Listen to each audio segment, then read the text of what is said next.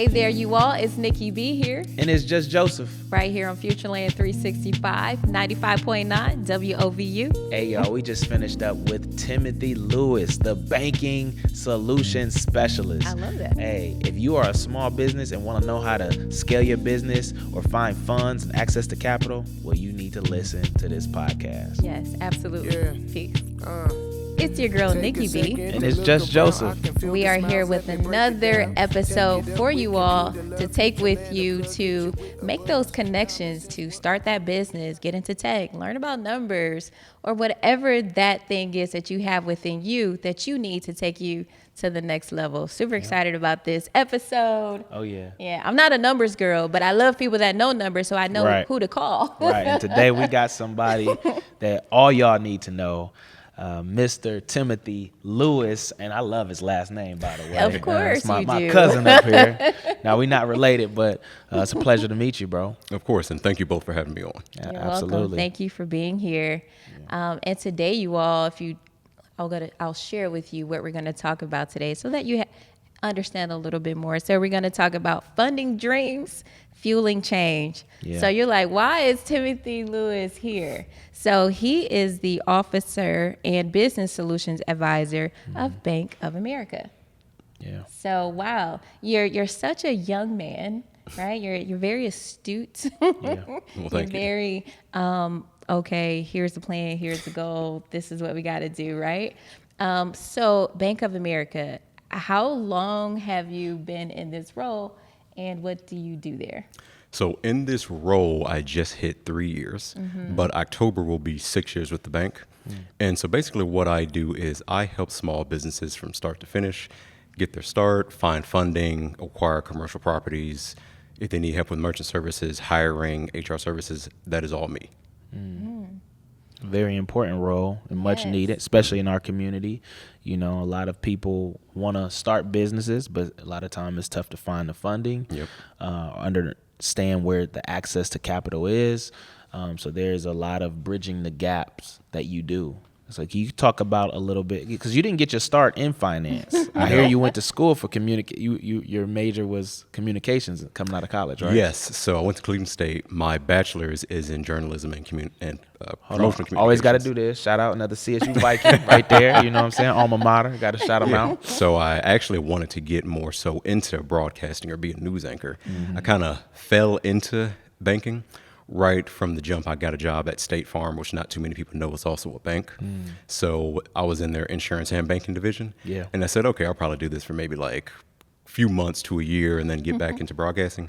But then I kind of fell in love with it, especially transitioning into the small banking side. Yeah. And what made me stick with it is realizing that there are a lot of small business owners that look like me that don't necessarily have the tools and resources they need to be successful. Yeah. Yeah, so let's talk about that. You know, what made you fall in love with helping those small businesses? So let us know, what does it really mean to support a small business from the inside?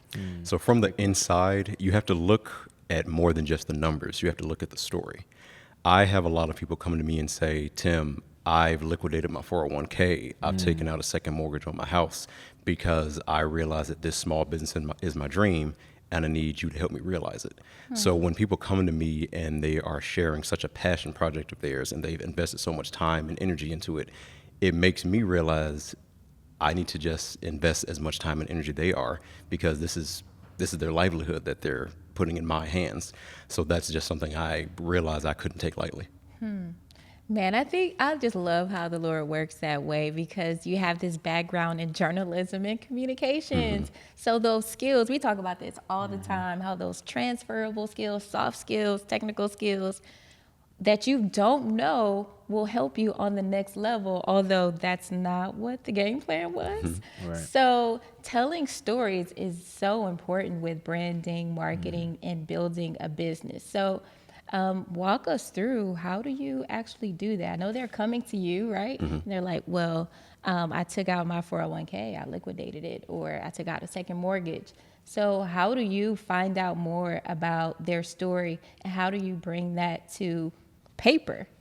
So I take a holistic approach.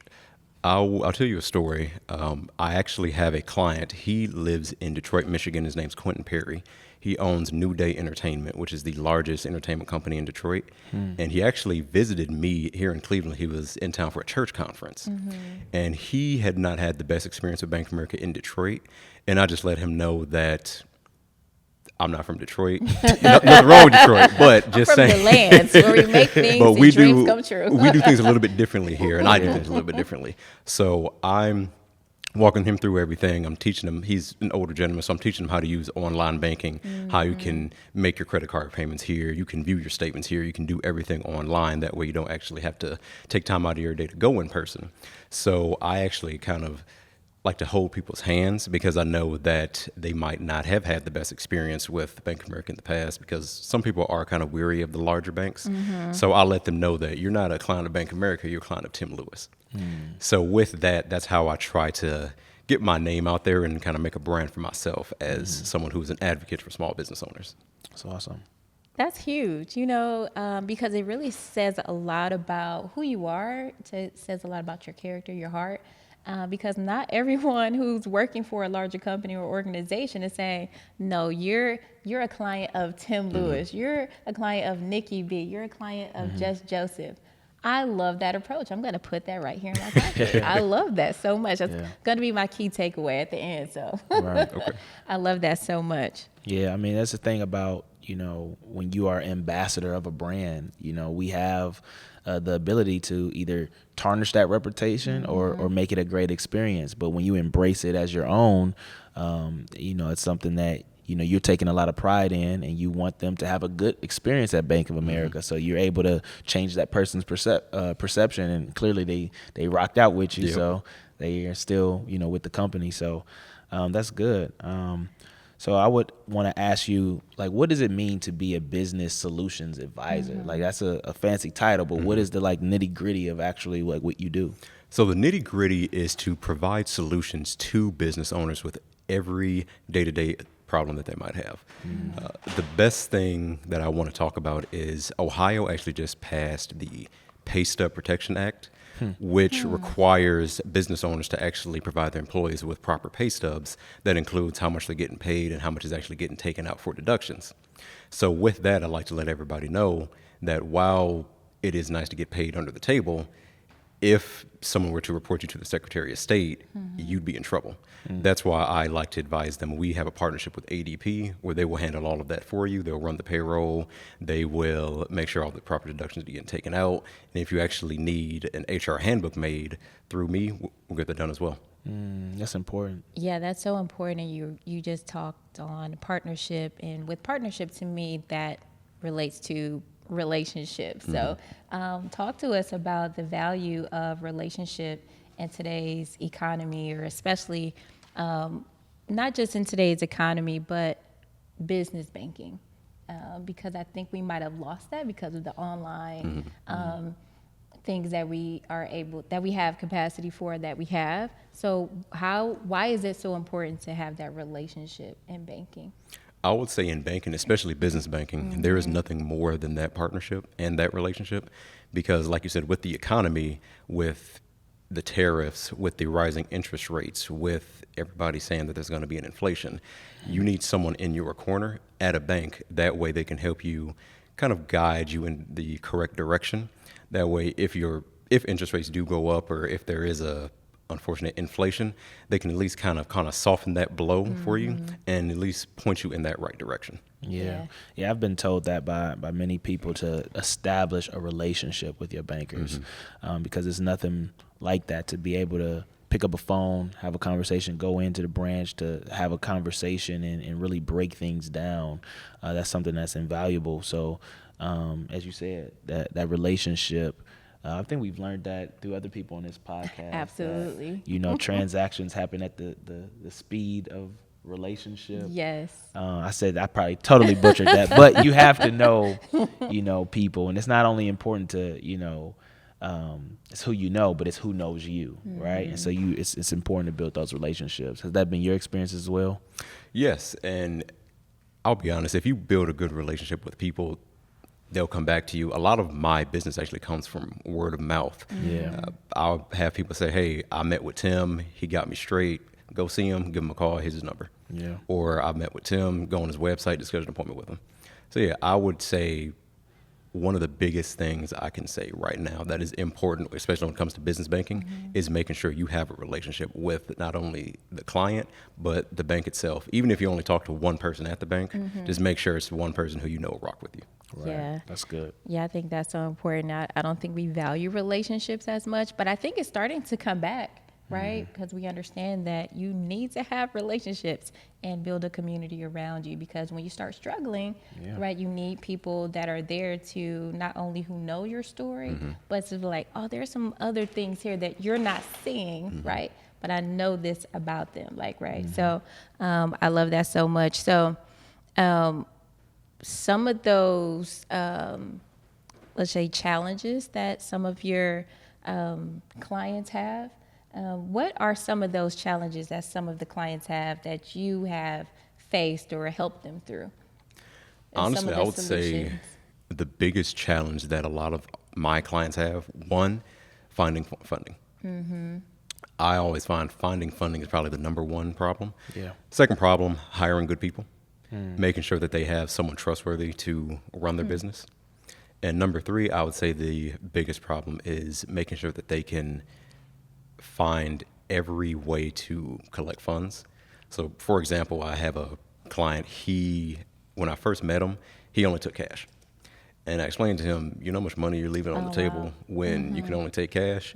I personally don't carry a lot of cash with me. Right. So if someone comes in and says, hey, I want my car detailed and I'm willing to pay $500, but I just forgot my wallet, but I got my debit card. Oh, I'm sorry, I want to take cash. You just left $500 on the table. Yep. Straight up. So you need a solution where you can actually take those debit and credit card payments. Because at the end of the day, when you're leaving money on the table and you say, oh, well, Tim, I need funding, you had funding. You just chose not to take it. So what are some of those solutions, right, when it comes to something like that? So you what are some probably- of the merchants or? Yeah, so you've probably seen the little square readers. So Bank of America has their own in-house merchant services machine. Really? And we have it where you can swipe it on your phone. I actually, with my clients, they actually have restaurants. So they have, the full service terminal. It looks like an iPad, but it's not. Right. So we actually have those full solutions. And a couple of my clients, they do solely online sales. So we can actually integrate into your website as well. That way you can take payment that way.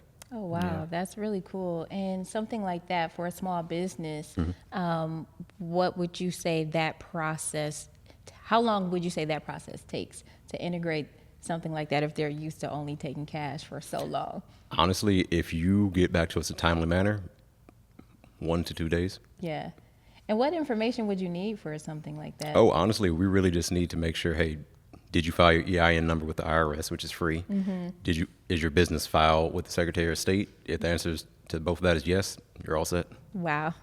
Sounds pretty easy to me. Yep. But the challenges you talked about, a lot of our viewers might be facing those same problems about specifically finding funds. So can you speak a little to that? Yes. So a lot of people who I meet are startups.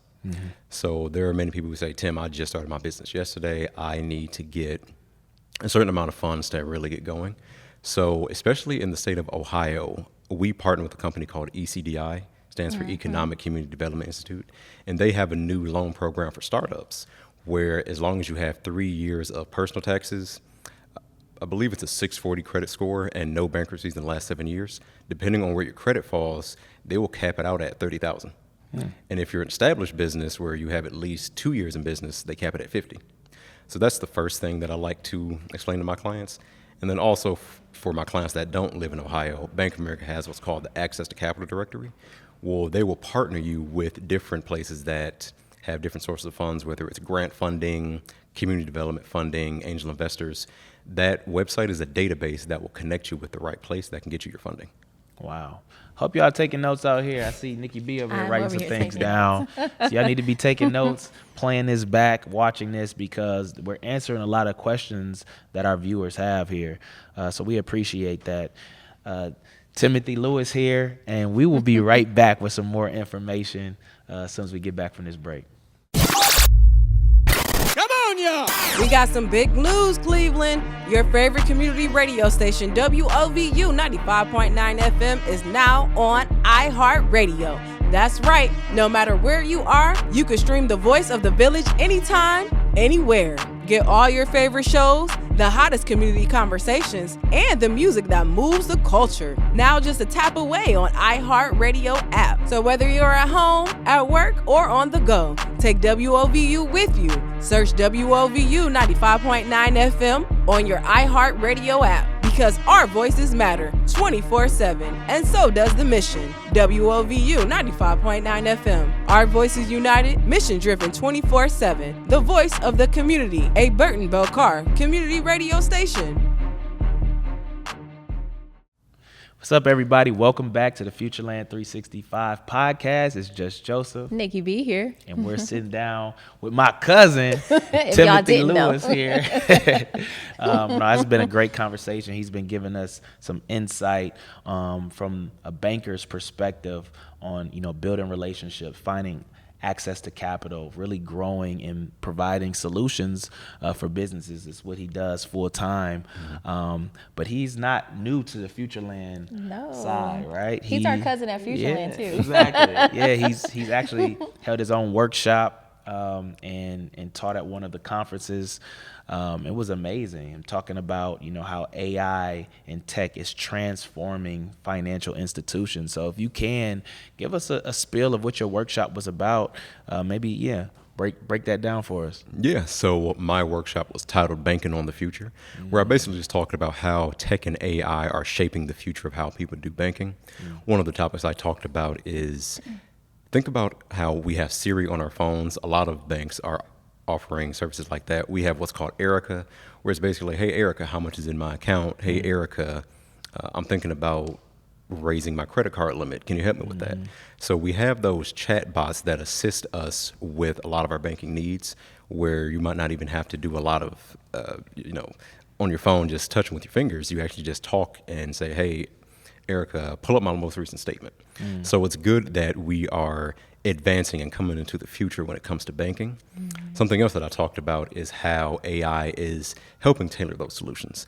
You might tell me that, for example, one of my clients, they owned a shoe store. Say, all right, what's the best solution for me if I want to grow within 6 to 12 months? We use AI to help tailor those specific solutions, and it can help my clients. And not just Bank of America is doing that. A lot of other banks are doing that as well. Yeah. Would you say that if you are not using tech or, getting involved with AI, you're going to eventually become a thing of the past in the banking institutions? I mean, what do you think about that? Of course. It's one of those things where I always tell people, every day I see someone say, Tim, I don't really like the mobile app, and I really don't like this tech, and I really don't like this AI. You don't have to like it because it's here. You need to get used to it. You need to actually, you need to get familiar with it. You need to make sure that you at least have some understanding of it, because like I said, it's not going away. More banks are just becoming more advanced. In some cities, both Bank of America and PNC, they actually have what's called mobile banks, where in underbanked and underserved communities, they will actually, it looks like an RV. They'll just pull it up in a CVS parking lot. They'll open a bank account. They'll make sure that you're all set up. They'll make sure that your accounts are right. Make sure if you need a credit card or anything. So whether people like it or not, we're in the future. Yeah. Oh, wow. We are in the future. In the future, right? I think that's pivotal. That's definitely game changing, right? I have not seen that in action, but I think that's so important because why not? We have portable dog wash vans, right? We have blood banks, that are on wheels as well. We have barbershops that are on wheels also, which means that you could take your business, of course, within your community or within the parameters that you have your business set to. But I think that's so important to go out into the communities, right? Something that you did with Futureland, you went out to the community, you gave this workshop, and you were sharing this knowledge and this information and experience that you have with this particular audience. So let's talk about the community, right? Yeah. And what you're doing, not only you, but your family, for sure, a legacy building. You were sharing this with us before we got started. We were like, bro, we definitely have to talk about this. So tell us about your family farm. I don't know how we got them from banking to farming, but here we are. Yes, so my family owns a Red-All Green Partnership. It is an urban agriculture farm off Kinsman Avenue.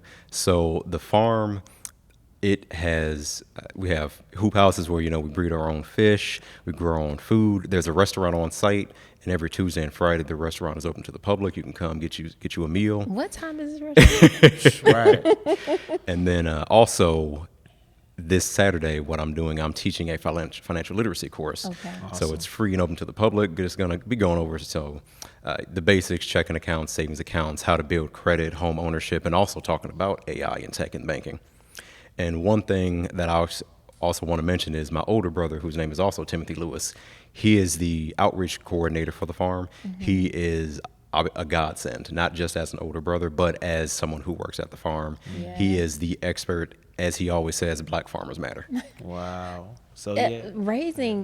Farming fish, what is that? I mean, I don't want to get too far, but I'm very curious. Or how does this start, and how do you all sustain that? And do you all do workshops within the farm to the community as well? Yes, so while I'm on the banking side, the other Tim Lewis is on the farming side. So he is the one that facilitates all of the farming workshops. Okay. So he's the best one to tell you, but how it works is you breed the tilapia, everything's farm to table, so we will have the tilapia in our restaurant in the kitchen, prepare it, do everything, clean it, and then actually we serve it, like I said, farm to table. But yes, we do offer those workshops. We have courses, so if you are interested in urban farming, the farm offers that as well. That's amazing. It's very important for our communities. How did your family get into that line of work? So while we've owned it for, I want to say 13, 14 years, it has been a while, but if I'm not mistaken, how it happened was it was a plot of land and the city really wasn't doing anything with it. So my brother, a few of my cousins, gave a proposal to the city and said, all right, well, we have a plan for this. Let's do it. If we can bring you a proposal that makes sense, can we just buy this plot of land from the city? And the city of Cleveland just said, sure. Yeah. And it's funny how so many projects just come to fruition like that. You have an empty plot of land and the city's really not doing anything with it, so you can just buy it, and then you can realize your dream that way. You can turn it into a farm like my family did, or you can turn it into an event space, or we also have on the farm the prolific oxygen dome started by my cousin Aharon, and we have a couple different classes. They have Lamaze. We partner with the Sparrow's Fortune to have poetry classes there. Oh, cool. So that's Khalil? Is that? Yep, Khalil. Oh, Khalil. that's what's Just up. I cause. love Yep, him. He's yep. so cute. That's awesome. Yeah. So it sounds like you got your hands in a lot of things, but I just wanted to comment to our audience as well. Like sometimes all it takes is a vision, to have a vision, and then being able to go out and execute it. So that's awesome to hear what your family has been able to do and the line of work that you're in as well. But you also sit on some boards, and Yes. we want to talk about that and how you serve the community in those aspects as well. Yeah, so I sit on the board of the Northeast Ohio Coalition for the Homeless and also the board of Front Steps Housing Services. Wow. So with NEOCH, our main goal is to eliminate the root causes of homelessness. So a lot of people think that I'll look at this person, oh, they're homeless because they're lazy and they don't want to work, or they're homeless just because they want a handout. But a lot of people aren't really looking at the root causes of, we've had examples where this person is homeless because the landlord did not want to rent to someone black, or this person is homeless because the landlord doesn't want someone who has 3 kids in that building. So we try to eliminate that. And another big thing now is with the transgender community, with a lot of the shelters in Cleveland, some people, they are too male presenting to go into a women's shelter, but they also might be too women presenting to go into a male shelter. So that's why we partner with a lot of the hotels and try to provide short-term housing until we can find a solution that's more long-term. Wow, that's important work that you do. Yeah. So what are some of the, maybe a success story that you've seen in that line of work, or the impact that that organization makes? So the impact that we make is we do a lot of community outreach. We'll have a situation where someone is on the RTA and they are homeless and they're just sleeping, and people's first thought is to call the police.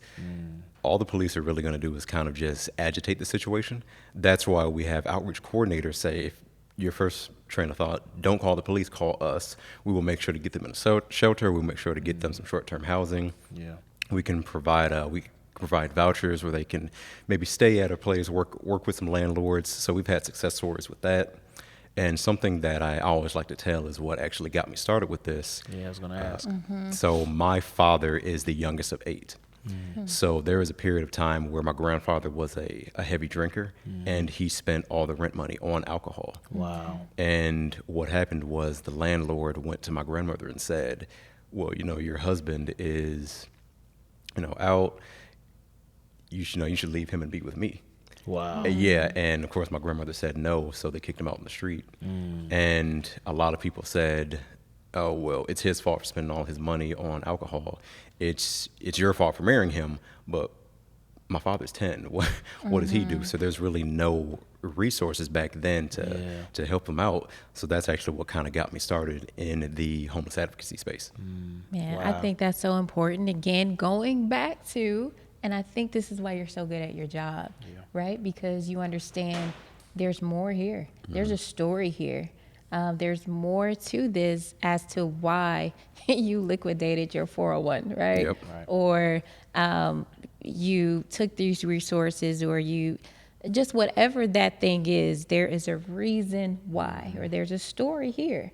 So thank you for sharing that. I think that's so important. Well, I know it's so important to be vulnerable. That's the key to building relationships and why your clients keep coming to you. Furthermore, they tell other people about Timothy Lewis, right? Because he's a solution. Oh, yeah. He's a solutions advisor, right? He knows the connections. He knows how, okay, you're experiencing these challenges. Well, let me show you how this isn't a challenge. Let me show you the solution for it. So thank you for being knowledgeable. Yeah. Also, the character and the heart that you have for people, because without that, you wouldn't be where you are now, especially being wait, are you even 30 yet? Did we talk about Not that? yet. I will be this year. That's He'll be 30 this crazy. year. I know that making shocked our listeners. I know they did, I know y'all because didn't think I that. was like, wait a minute. This young man here Yeah. is, you all know I say this all the time. He's awesome and amazing, right? Yeah. Thank you. He's goal driven. So we that's we gotta give him his flowers here, because he's also been recognized on the 40 under 40. 40 under 40 Yeah. for the young professionals. Yeah. So that's amazing. So Talk about can you talk about yeah. that, and how did you feel receiving that when you received the email? Because it was an email, right? Yes. So it's always something receiving an accolade, because I don't want to say I'm not deserving, but it's always just, one, I always got to give thanks to God, because without Amen. him, I know I wouldn't have this. I was blessed to be one of the 20 in the 20s with Cranes. I got the Young Professional of the Year last year from Engage Cleveland, and I was blessed to receive the 40 under 40 from the Black Professional Association Charitable Foundation this year. Yeah. So just receiving those accolades, especially from such prestigious organizations, it makes me happy, and it makes me know that my work doesn't go unnoticed. Absolutely. Yeah, absolutely. Your work speaks volumes, and it's truly making an impact with people's businesses, where you're helping them fund their dreams Yeah. and building their legacies for their families, because they probably didn't have a blueprint, right? So thank you for doing that. But I have a question that's a little off topic here. Yes. So you say you have a brother that's Timothy, right? And you're not even 30 yet. How many siblings do you have? So I am the youngest of 4. Okay. So I have an older brother, Brian, who also works at Bank of America in our private bank. Okay. Then I have Tim, and then I have my sister Elaine, who works at Cleveland Clinic. Very cool. Yeah, that's so cool. So was Brian was he the one that kind of said, bro, I think you should come this way? Did he help move you into banking, although that wasn't your first passion and you didn't want to do that? Because you definitely have a radio voice. You have very good articulation, right? So it's funny. So my brother Brian, he got his start in mortgages at Quicken Loans, and then he transitioned into a mortgage position at Bank of America, well, technically Merrill Lynch, because he was kind of the market leader at Merrill Lynch. But he actually decided to leave and start his own company. Wow. And when that happened, that's when I got in. But then he kind of got bought out by his business partners, and he decided to come back to the bank, going to the private banking space. So it's funny, when I actually interviewed for it, my then boss said, hey, your brother's here to interview. And he's like, which one? Like, Tim. And he's like, okay, which one? So yeah, he actually had no idea I was applying for it. That's amazing. That's amazing. Wow, that's truly a family legacy to see all of your family members, climbing up the corporate ladder and doing some amazing things. So, and shout out to you, man, and definitely want to give you. Got to give him his flowers while he's here on the show, because there's so much that you do for the community, and you represent us Clevelanders well, bro. And that's what I'm big on. It's good to meet my long lost cousin. I met him here on the show. Right, absolutely. Another Lewis in the building. And so I know we were talking about your family's farm and things like that, and then your brother going into business as well. When it came to the farming vision or the plan, the idea, did you guys give some insight or some experience on how to present that proposal and what to ask for, what to omit? So was there some advice given? I'll be honest, no. Me and Brian working for the bank kind of predated the farm, but I am glad that now in our roles, we are able to provide a little bit more, I don't want to use the word guidance, but I was able to have a lot of my coworkers, hey, we have a family farm. Why don't you all come down and just see? And we've been able to partner with some things. Like I said, I have the event this Saturday, but I'm just glad I'm able to incorporate not only my job, but the family's farm together. Yeah. That way I can kind of, integrate them both and see how we can make it beneficial all around. Yeah. So you, as we talked about, you wear many hats. You've, working on some different boards, and you obviously are a passionate person behind what you do. But being a part of Futureland, we like to ask people's vision for the future, right? And so you're definitely making an impact. But what do you see moving forward in sustaining a better vision for Cleveland in Northeast Ohio? That's what we're about here at Futureland. So what is Tim's, vision for a better future? I mean, I'll be honest, I'm from the land through and through. I've had the gracious opportunity to speak at various conferences and events. I've had the opportunity to go to the Kentucky Derby and speak at Kentucky State University on how the endowments for HBCUs is vastly inadequate when it's compared to Ivy League colleges. I've had the opportunity to speak at a financial literacy conference in Memphis, Tennessee, and everywhere I go, I always explain how do not sleep on Cleveland. Facts. Yeah. Don't sleep on Cleveland. Don't sleep on people from Cleveland. Because you never know the gems that might come out of our city. Like I said, everybody looks at us like, oh, Cleveland, Ohio, that's where LeBron from? Everybody thinks about it like that. But the National Urban League Conference is going to be here in Cleveland in about a month. So that's something I'm glad that we are getting our name out there and more things are coming to Cleveland, because I love talking about Cleveland. There's not a day goes by where I won't say I'm from Cleveland. That's what's up, man. I love that so much. I think we're going to come back on that note.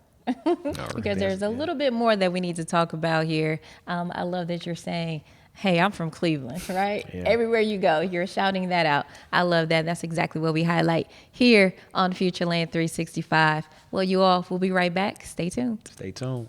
We're here for your breakthrough every step of the way. From setup to final mix, we're here to make your dreams a reality. Your music, your podcast, your events, all at Breakthrough Sounds. Awesome and amazing day, you all. Thank you for staying tuned with us right here on Futureland 365. It's Nikki B here. And it's just Joseph, y'all. We back. We are back. back. I felt like singing that one. I don't know why. I think I'm glad Joseph is back. Yeah, that's what it is. I think that's what it is, Yeah, right? I'm back in Put the a building. song in my spirit. And we back with my cousin that I just Tim met. Lewis. Yeah. Timothy Lewis, man. He's been dropping so many jewels for us today. Absolutely. So speaking of dropping gems and keys and all those good things. So Tim, what is some key advice or some tips that you can give for entrepreneurs who are looking to build their business and grow partnerships? I would say my number one tip to everybody is to network. You never know who you're going to be sitting in a room with. A lot of my speaking engagements and opportunities came from just happening to be at the right place at the right time and not being afraid to strike up a conversation, not being afraid to say, can I give you my business card? Can I follow you on IG? Can I follow up with you? So that'll be my number one tip. My second tip is to honestly just always be on the lookout. I had the opportunity to partner with Jumpstart and the Cleveland Browns for a small boot camp event. And they always have the grant programs. Let me also shout out Creative Meetups because they also have the Spark grant. Yes. So always be on the lookout for that. And that Spark grant is $1,000. $1,000. I know we all could use $1,000. Yes, absolutely. And then Jumpstart has a few accelerator programs. And then I've also partnered with a few companies that do accelerators for restaurants and other tech companies. So just always be on the lookout for sources of funding because you never know what you might get. That's awesome. Man, those are huge. Don't be afraid to network and don't be afraid to share information, your information, to go out and speak because you're one yes away from changing the rest of your life. That's what I heard from that. Yep. Did you say so? That's good. Yeah. Man, that's good. All right. So tell us, what is the importance of a purpose-driven leadership in community and in corporate? Because I feel as if though you embody that. So what has been your most important role, or what your key takeaway in having purpose-driven leadership in corporate as well as in community? So I would say with purpose-driven leadership, it's more important now than ever, especially now that a lot of companies are getting rid of DEI. I always tell people that you shouldn't think of it as DEI, but if you only hire one specific demographic, you lose the perspective of others. I sit on the leadership team for the Black Professional Group at Bank of America. So what I do in that role is I help advance the talent of my Black coworkers, and then I also plan different events. So I'm always looking at different cultures and how your perspective could actually help me better understand something. I might have a linear way of looking at something, but I have a coworker, she's from Colombia, and she said, oh, well, my culture looks at it like this. I say, well, I really never thought of that, only because I just am so used to looking at it from my culture. So I'm glad I'm able to have that diverse perspective. Yeah. So I think that purpose-driven leadership is you actually look at things with not just your purpose, but from the purpose of your team. That's important. That shows that we're better together, and you need more different perspective and lenses to look through life with, and that's what happens when we work together in unity, which is all what we're about here at the Futureland365 show, collaboration. So where can the people find you? How can we stay in touch with you? And reach follow out? your story. Right? Yeah, so I'm Learn not more really I'm not hard to get a hold of. At TJ Lewis on Instagram, at TJ Lewis on, do we still call it Twitter, X, whatever you want to call it? Yeah, at TJ Lewis 95. I'm on LinkedIn, Timothy Lewis, and yeah, like I say, I love talking to people. I love getting to learn people's story. And one also big thing I like to say is, even if you come to me and by listening to your story, you realize Bank of America might not be the best fit for you, I have friends that work at PNC, Key Bank, Fifth Third. You're never going to get into a conversation with me and come out of it worse off. I'm going to get you into the right place, even if it's not necessarily with me. Wow. And I could say that's a true statement, because we're leaving this conversation with so much. So we thank you for your time and everything you brought to this podcast. And if you're listening right now, go ahead and leave a comment. Yes, go ahead and subscribe to our YouTube. Follow us on all of our pages, and tell them about that newsletter. The newsletter, www.futurelandcle.com, so you can stay abreast on all the cool events and workshops that we have going on, especially what Tim was just talking about. There's an opportunity for you to submit a grant proposal to win $1,000 for your idea, to collaborate with another entrepreneur or small business owner, or simply a creative. So go ahead and tap in so you don't miss out on any of those opportunities. Well, it's time. Yeah. Unfortunately, we got to bring this show to an end, but this has been another great show, very informative. We hope you, as our listeners and audience out there, received as much as we did, because I know we learned a lot. Absolutely. From my new friend and cousin over here, Timothy Lewis. Well, thank Yes. you, bro. Thank you for your time. Thank you for listening. And Wait. What You we got gotta to do? tell me your key takeaways from today. I thought He tried to I got slide out up of out there. of I there, thought I right? got up out of there. All right. So, I mean, there was so much. I think, the relationship building part is key, to make sure that we're networking and getting out there and not being afraid to spark up a conversation, because sometimes that can be intimidating, but you just never know who you're going to meet. And it's just good to, present yourself well, as my brother does here, and just show up and be in the room. So that's what I took away. Yeah, that's cool. Well, let's see. She got her notes. Bring us notes. This is why she put it on me, because she got a whole note over here with her takeaway. So, okay. What do I want to say and talk about? No, I'm going to keep it super simple for you all. One of the last things Tim was just talking about is how he sits on the board at his company to help enhance the talent, right? The diverse talent that's within the company there, because I think that's an opportunity that's missed with a lot of organizations that are here.